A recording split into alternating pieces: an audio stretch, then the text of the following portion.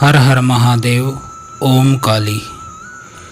तो भगतजनों, आज का प्रश्न जो है थोड़ा लंबा है और थोड़ा टेढ़ा भी है, जिसका मैं जवाब दूंगा। यह प्रश्न हमें भेजा है जया शर्मा जी ने जम्मू से। तो जया लिखती हैं कि गुरुदेव, मैं कृष्ण की भगत हूँ। 55 साल मेरी एज हो चुकी है। मेरे 2 लड़के हैं, मेरा पति है, घर में पोते पोती हैं, बहुएं हैं।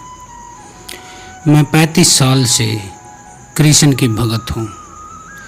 उनके व्रत करती हूँ, उपवास करती हूँ, सुबह शाम उनकी पूजा करती हूँ।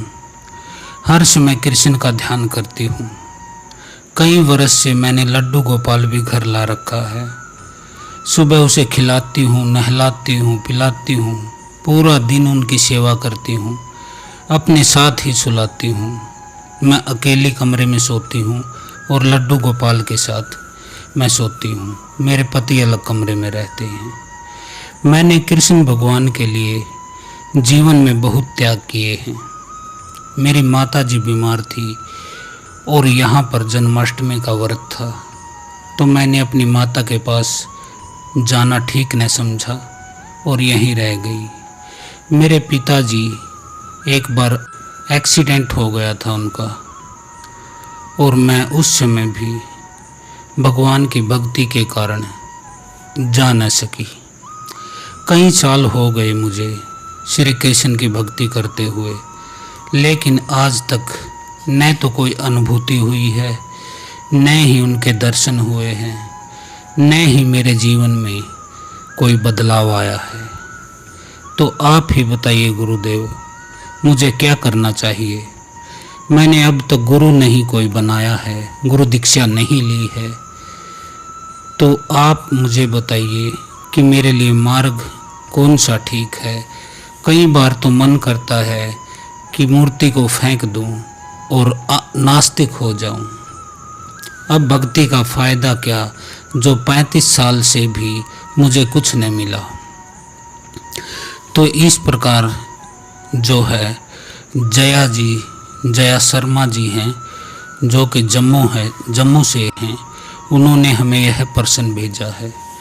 तो इसका उत्तर अब मैं दे देता हूँ। जया जी, मैं तो मेरे नारायण की आप ही हो गई दासी। लोग कहें मीरा भई बावरी, सास कहे कुलनासी। विष का प्याला राणा जी भेजा, पीवत मीरा हांसी। मीरा के प्रभु गिरधर नागर, सहज मिले अविनाशी। तो आपको अब मैं बता देता हूँ जया जी, कि परमात्मा की खोज में तो बहुत से लोग निकलते हैं, लेकिन खोज नहीं पाते हैं, क्योंकि मूल्य चुकाने की तैयारी नहीं होती। मुफ्त पाना चाहते हैं, बिना कुछ दिए पाना चाहते हैं, जरा सी भी आँच न आए और पाना चाहते हैं। एक कांटा भी न चुभे पैर में और पाना चाहते हैं। इसलिए पाने की आकांक्षा भी होती है, फिर भी हाथ कुछ लगता नहीं है। और जब हाथ नहीं लगता तो आदमी का अहंकार बहुत कुशल है। जब परमात्मा हाथ नहीं लगता तो फिर उनका वही तर्क होता है जो लोमड़ी का तर्क होता है। जब अंगूर हाथ नहीं लगते, लोमड़ी कहती है खट्टे हैं। जब परमात्मा हाथ नहीं लगता तो लोग सोचने लगते हैं कि परमात्मा है ही नहीं, होता तो हाथ लगता। लोग नास्तिक बन जाते हैं। आस्तिक बनने के लिए कोई कीमत नहीं चुकाई। जब बिना कीमत चुकाए परमात्मा की कोई खबर नहीं मिलती तो नास्तिक बन जाते हैं। मैं जब भी किसी नास्तिक को देखता हूँ तो मैं हारे हुए आस्तिक को उसके भीतर पाता हूँ। किसी जन्म में, किसी यात्रा में उसने बड़ी कोशिश की होंगी, मगर कोशिश ऐसी रही होंगी कि अपने को बचा कर की होंगी। पूजा का थाल सजाया होगा, पूजा के थाल में दिया भी जलाया होगा, लेकिन अपने को नहीं जलाया, अपने भीतर की ज्योति को नहीं जलाया। और तुम्हारा का पूजा का थाल व्यर्थ है। अगर तुम ही उसमें नहीं जल रहे हो। फूल चढ़ाए होंगे, लेकिन वे फूल अपने प्राणों के नहीं चढ़ाए थे, वो किसी वृक्ष पर खिले फूल थे। सेवा में खिले हुए फूलों को जो चढ़ाता है वही पाता है, उसे ही मिलता है। गीत भी आपने गुनगुनाया होगा, भजन भी किया होगा, कीर्तन में भी सम्मिलित हुई होगी, लेकिन उस कीर्तन में तुम्हारे अपने स्वर नहीं थे। सब उधार था, बासा था, औपचारिकता थी, हार्दिकता नहीं थी, दीवानापन नहीं था। और जब तक प्रेम पागल न हो तब तक प्रेम नहीं। पागल होकर ही प्रेम पद पाता है। प्रेम बिना पागलपन के घृणा से भी बदतर है, क्योंकि थोथा और नपुंसक होगा। घृणा में तो कुछ बल होता है, और जब नहीं मिलता परमात्मा तो विषाद की उन घड़ियों में अपने मन में यही समझाकर सांत्वना देते हैं कि होता तो मिलता है ही नहीं। फिर एक इनकार पैदा होता है, एक नास्तिकता का जन्म होता है। फिर आदमी यही कहे चले जाता है कि ईश्वर है ही नहीं, प्रमाण कहाँ। अब आपके अहंकार ने कह दिया कि ईश्वर है ही नहीं, तो मिलेगा कैसे? पहले आपका अहंकार दूसरे तरह से था। मनुष्य का मन है, वह अलग अलग खेल खेलता है। पहले अहंकार यह रास्ता बना रखा था कि मैंने परमात्मा के लिए 35 साल गुजार दिए, मैंने परमात्मा के लिए व्रत किए, उपवास किए, भूखी मैं रही, मैंने परमात्मा के लिए पति को छोड़ दिया, अलग कमरे में सोते हैं, मैं लड्डू गोपाल की मूर्ति के साथ सोती हूँ। पहले अहंकार था कि मैंने अपनी माँ की बीमारी के समय में नहीं गई, जन्माष्टमी का त्यौहार मनाया। पहले अहंकार था कि पिता का एक्सीडेंट हो गया है और मैंने अपने भगवान को प्रथम रखा। तो जब मिलता नहीं है तो यही अहंकार अपना रूप बदल लेता है, अपना विचार बदल लेता है और कहता है कि है ही नहीं, होता तो मिलता। आपने बात मीराबाई की तरह की है, जीवन मीराबाई की तरह आपने जिया है, लेकिन आपके भीतर से सुगंध नहीं उठी। आप कहते हो कि मूर्ति को फेंक दूं, नास्तिक हो जाऊं। अरे मूर्ति को पहले ही फेंक दिया आपने। मूर्ति एक प्रतीक है, वह कोई जीवित कृष्ण नहीं है, वह केवल एक प्रतीक है आपकी आस्था के, आपकी श्रद्धा के।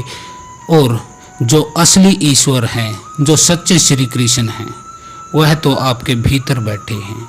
आपकी आत्मा, वही आत्मा जिससे आपका शरीर चलता है।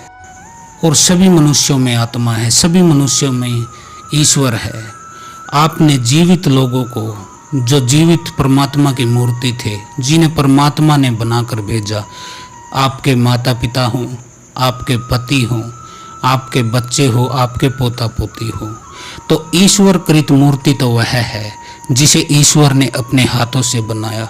आपको उनकी कदर नहीं की, आपने उनकी संभाल नहीं ली, और आप पत्थर की मूर्ति को ईश्वर समझकर आपने 35 साल गुजार दिए, और अब कहते हैं कि मैं मूर्ति फेंक दूं। तो आपका अहंकार पल प्रतिपल जो है अपना रूप बदल रहा है। सबसे पहले तो इसे समझाइए। दूसरी बात, जीवन में परमात्मा को यदि पाना है तो उसके लिए गुरु माध्यम होते हैं, क्योंकि आपको नदी के दूसरे पार जाना है, दूसरे किनारे पहुंचना है, तो आपको एक सेतु की ज़रूरत पड़ती है या एक नाव की ज़रूरत पड़ती है। तो इस लोक से उस लोक तक, आत्मा से परमात्मा तक का जो सफ़र है वह आप अकेले नहीं कर सकते हैं। वह आपको किसी विशेषज्ञ से, जिसने उस रास्ते पर चला है, जिसने पाया है, जिसने उस मंजिल को उसने पहचाना है, उसको अनुभव किया है, वही आपको पहुंचा सकता है।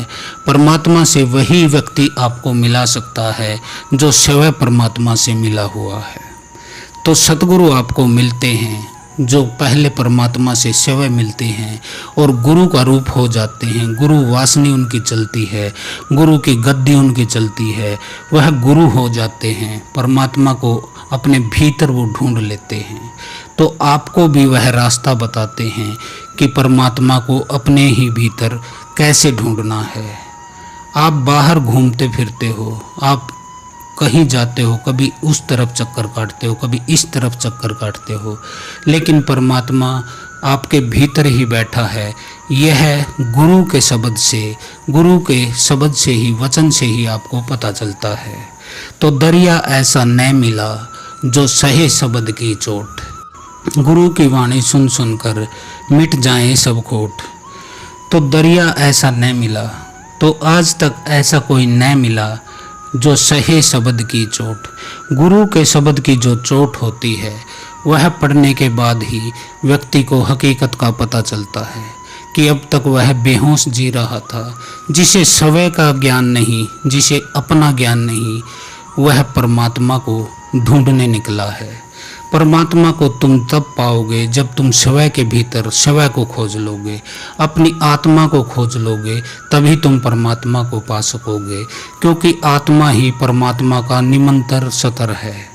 जो निचला सतर है वह आत्मा है।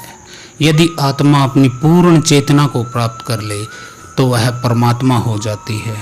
तो इस तरह से होता है। आपने मीराबाई की तरह अपना जीवन काटा है। मैं तो अपने नारायण की आप ही दासी होई।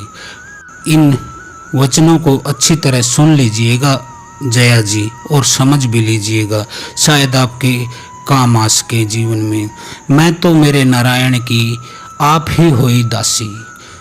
वो कहती हैं कि मेरे नारायण की, मेरे श्री कृष्ण की, उस मुरली वाले की मैं तो अपने आप ही दासी हो गई। मतलब वह मन से, तन से उनकी दासी हो गई। बिल्कुल कोई कोशिश नहीं उन्होंने की, कोई पूजा पाठ ज़्यादा उन्होंने किया, कोई मंत्र जाप उन्होंने नहीं किया, ज़्यादा कुछ नहीं किया। सिर्फ एक प्रेम, एक भाव के रूप में उन्होंने स्वयं को श्री कृष्ण की दासी मान लिया। इसमें कहीं भी अहंकार छुपा नहीं है। लोग कहें मीरा भाई बावरी, लोग कहते हैं कि मीरा तो पागल हो गई है और दर दर नाचती फिरती है। तो यह स्थिति मीरा जी के साथ हुई थी कि लोग उन्हें पागल, दीवानी, बावली इन लफ्ज़ों से सुशोभित करते थे। इस तरह से उनका अपमान करने की कोशिश करते थे, उन्हें परेशान करने की कोशिश करते थे। तो एक जीवन वह है जया जी, और एक जीवन आपका है। आप अपनी भक्ति के चक्कर में आपने पति को कमरे से निकाल दिया, माता पिता की आप पास नहीं गए, अपने बच्चों से दूरी बना ली। तो यह मीरा के जीवन में कहीं भी नहीं है। उन्होंने किसी को परेशान नहीं किया। जो भी उनके पास आया, उनकी सुगंध, उनके जो ज्ञान है, उनकी जो ज्योति है, उससे वह व्यक्ति शांत हो गया, शीतल हो गया और ज्ञान को प्राप्त करने लगा। ईश्वर की भक्ति में वह चल पड़ा। तो उनका जीवन आप देख सकते हैं। जो भी उनके पास आया वह कृष्णमय हो गया, और आपके जीवन से कृष्ण आए तो अन्य व्यक्ति बाहर निकल गए। तो ये आपका गलत रास्ता था। सास कहे कुलनासी, और उनकी जो सास हैं, मीराबाई की सास, वो उन्हें कुलनासी, कुलघाती, मनहूस इस तरह के शब्दों से सुशोभित करती थी। आपके घर में कोई सास भी नहीं थी जो आपको ताने मारती हो, परेशान करती हो, आपकी बेइज्जती करना चाहती हो, फिर भी आपके अहंकार को जो है चैन नहीं मिला। तो मीराबाई आगे क्या कहती हैं? विष का प्याला राणा जी भेजा। राणा ने, जो उनके देवर थे, उन्होंने विष का प्याला भेजा। पीवत मीरा हंसी। तो उस जहर के प्याले को पीती हुई मीरा हंसने लगी। तो देखिए आप मीरा का क्या रूप था, क्या उनकी सोच थी। वह हंसने लगी जहर का प्याला पीते हुए भी कि मीरा के प्रभु नटवर नागर सहज मिले अविनाशी। और जो मीरा के प्रभु थे, गिरधर नागर थे, नटवर नागर थे, वो सुंदर बांसुरी बजाने वाले थे। सहज मिले अविनाशी।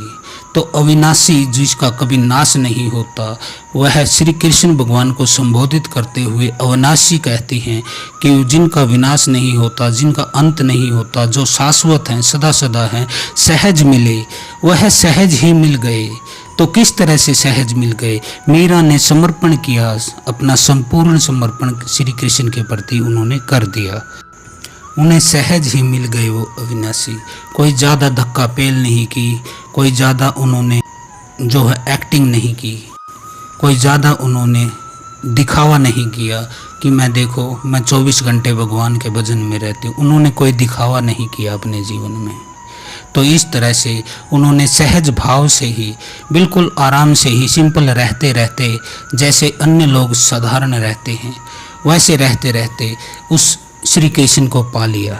लेकिन उसे पाया तब जब गुरु से उन्होंने ज्ञान लिया, गुरु से दीक्षा ली। गुरु रविदास के पास हो गई और उनसे उन्हें सत्य का ज्ञान हुआ, जिसके बाद उन्होंने सच्चे हृदय से उस नीली छतरी वाले को, उस कृष्ण भगवान को पुकारा और उन्हें प्राप्त कर लिया और सेवा भी कृष्णमय हो गई।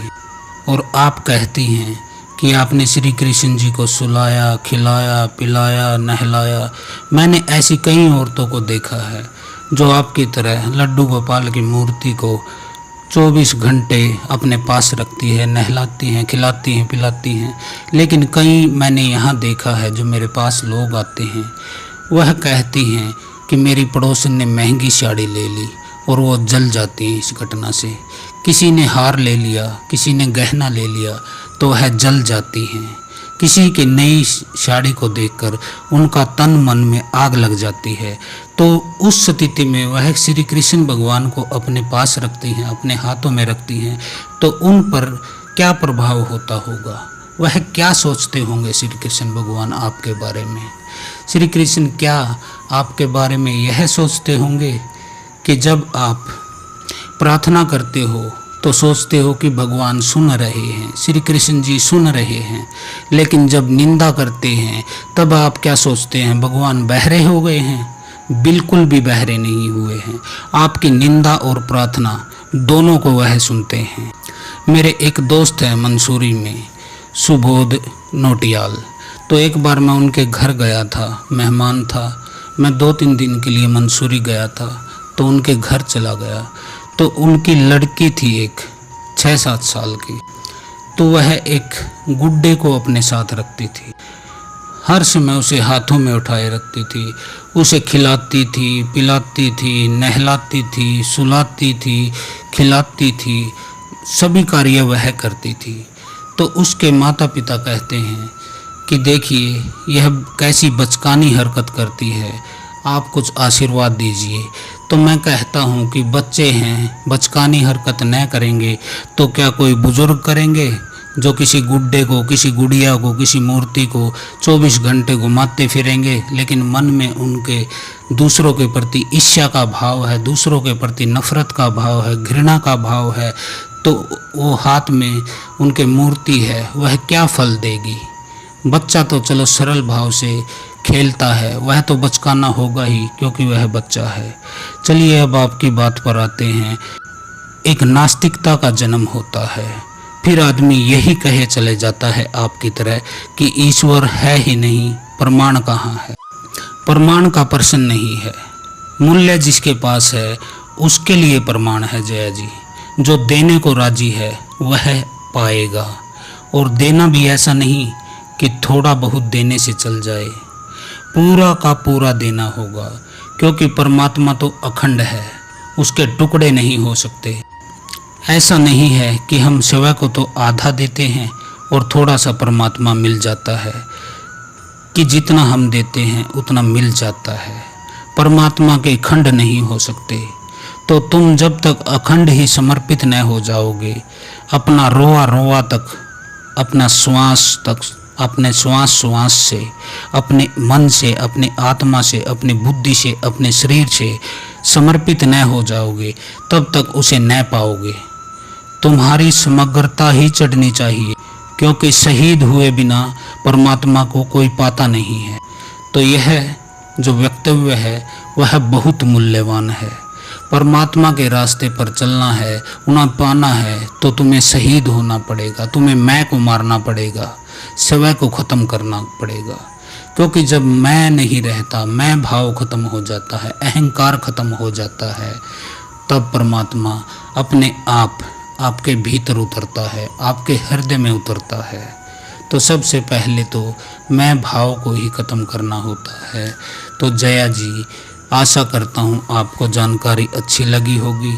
आपके मैं भाव को, अहंकार को थोड़ी सी चोट लगी होगी गुरु के शब्द सुन के, और आपको कुछ थोड़ी बहुत बुद्धि आई होगी। आप बचकाने नहीं हैं, आप 55 वर्षीय महिला हैं। तो आप ध्यान से कार्य करें।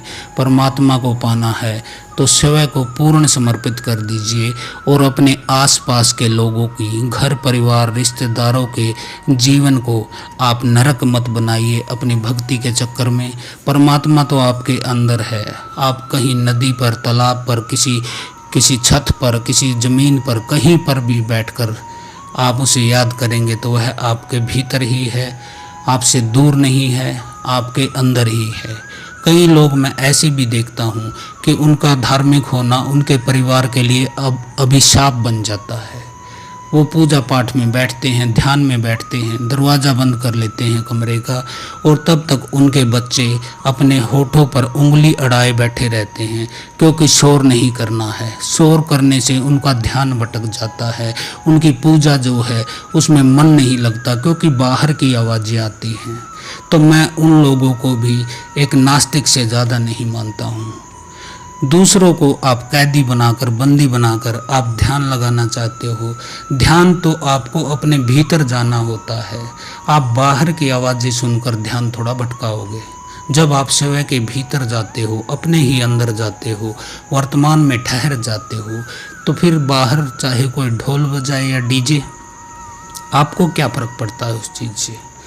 तो इसलिए आप ध्यान ही नहीं कर रहे हैं, आप पूजा ही सच्ची नहीं कर रहे हैं, जो बाहर का शोर आपको परेशान करे। इसीलिए तो लोग हिमालय चले जाते हैं, पहाड़ों में, गुफाओं में बैठे रहते हैं। वहाँ पर सोचते हैं अब कोई आवाज़ न होगी, अब कोई दिखाई नहीं देगा, लेकिन उनके मन में वही संसार घूमता रहता है। और जो सच्चे साधक होते हैं, गुरु नानक देव थे, कबीर थे, बुद्ध थे, महावीर थे, मीराबाई थी, गुरु रविदास थे, दादू थे, संत गरीबदास थे। इतने संत हुए हैं जिनके नाम भी उंगलियों पर नहीं गिने जा सकते। इन्होंने संसार के भीतर ही रहा और यहीं पर परमात्मा को पाया है। कबीर जी तो जीवन भर बाजार में रहे, चद्दर बुनाते रहे और अपने राम को लिए याद करते रहे। राम के लिए चद्दर बनाते बनाते कहते कि चदरिया धीमी धीमी, बहुत अच्छी चदरिया बनो, ये मेरे राम ओढ़ेंगे, ये मेरे राम के लिए है। और जब कोई ग्राहक आता था तब वह उसे चद्दर देते थे और कहते थे लीजिए राम। इसी तरह गुरु नानक देव हुए, जो कि व्यापारी के पुत्र थे। बाजार में ही उन्होंने भी अपने जीवन का जो है, अध्यात्म का है, जो है उन्होंने प्राप्ति की, ईश्वर की प्राप्ति की, ज्ञान की प्राप्ति की, सत्य की प्राप्ति की। वह भी कहीं संसार छोड़कर नहीं भागे थे। तो इस तरह से होता है। तो जया जी, आज के लिए इतना ही। हर हर महादेव। ओम काली।